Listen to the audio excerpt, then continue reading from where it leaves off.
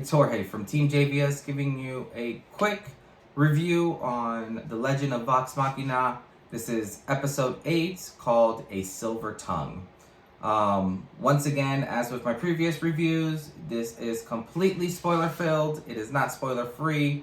If you haven't seen it, it's on you. Go watch it, but you can keep watching this. So this basically picks up immediately with kind of starting with Pike and her trying to connect with her deity, you know, like the Everlight, and kind of getting like beat up a little bit by it. Like instead of with the light, like she's getting encompassed by like this darkness, and she keeps trying and you know, it goes from there. Then you kind of have like the opening scene, and from there you immediately go back to the Percy versus Anders. And I will say, just a quick heads up, if you watched my episode 7, I kept calling him Anderson. I think I've just been watching too much Matrix, so that's where I got with that one, but his name is Anders. But you kind of go into him and Anders kind of like battling out a little bit, but you kind of see the rest of the team kind of like jumping through and killing all these people, kind of having like a little war. I will say one of the coolest shots that they did at one point, you know, Vex is just like arrowing these people, and it's just her and another guy, and you know, they're kind of complementing each other with their shooting, and he does this shot, and you know, she jumps and shoots an arrow right afterwards, which ends up splitting his arrow and like hitting him in his head, which was super dope. You know, definitely was a huge highlight of that. From there, you know, obviously you start seeing Caliph and I think it's Vax trying to heal Cassandra, and Caliph, you know, is just putting that special powder on her and all that, and boom, you know, like Cassandra's alive, which is huge because obviously, you know, Percy's sister. So that was awesome. I wasn't sure if Caliph was going to be able to do that. So definitely very cool. So at this point, you know, Vox is kind of like in this room fighting these, for better lack of terms, almost like zombie knights that are like just trying to destroy the team. They finally found like the weak point, and they start, you know, like destroying all of these, when Anders basically, with his silver tongue, it's almost like he does like an enchantment type spell of some sort, but then Grog basically gets hypnotized in this and starts fighting the team, which is wild, you know, because obviously Grog is raging and all that fun stuff. So it's interesting seeing how the team is going against it.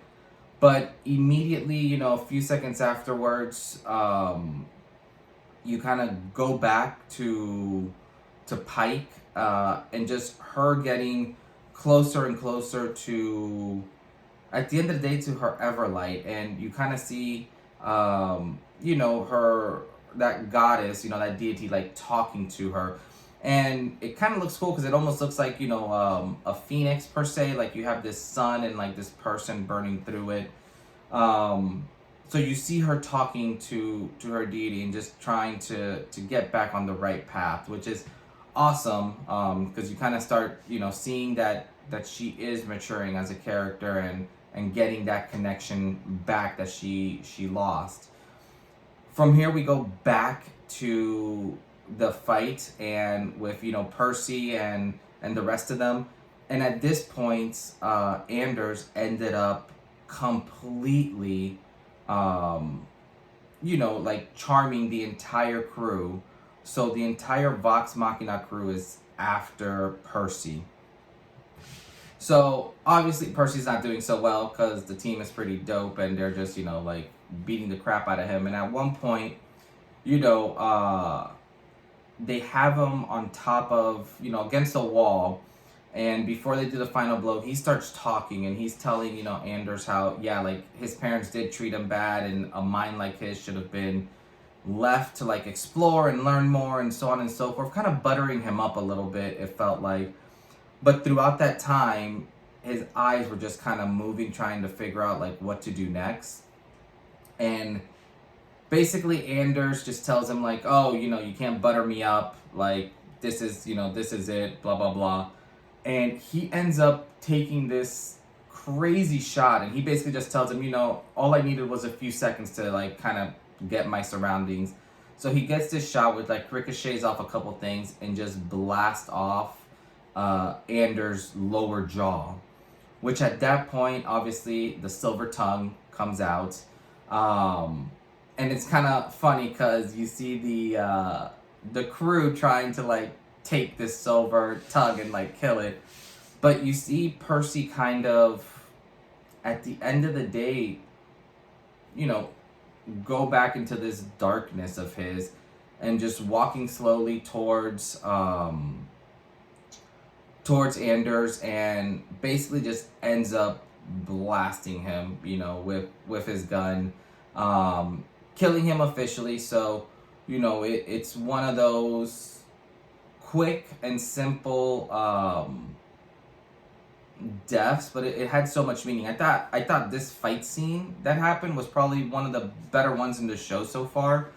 And you know, once he does that, you kind of jump back real quick, and you kind of have this like really nice moment with Percy and Cassandra. But then you flip over to Pike, and Pike is talking obviously with the Everlight, and they're just going through this back and forth, you know, trying to figure things out. From there, you kind of get, you know, the Lady Blairwood ends up calling one of her, I guess, servants, for better lack of terms, and ends up just destroying him, killing him, dragging him into kind of like this little ritualistic area, and she obviously does her chant and all that. And the episode kind of closes with this undead like just popping out of off the ground. So obviously there's a herd of the undead now, and that's kind of how the episode ends. So, you know, once again, this one was very Percy driven, which I thought was great. You know, you kind of see a lot about it, but God, this show is just amazing. Just kind of seeing how they're portraying all this. I'm still trying to figure out how Pike is going to basically come back and join her team. Like, you know, at the end of the day, Pike needs to kind of figure that out. And I have a feeling of how she's going to be able to do it. But, you know, hopefully it happens, because it'd be kind of neat. But you go from here to, you know, now we're on episode 9, and you'll see that review once I'm done watching it. But other than that, this is Jorge from TeamJVS, and we'll see you next time. Peace.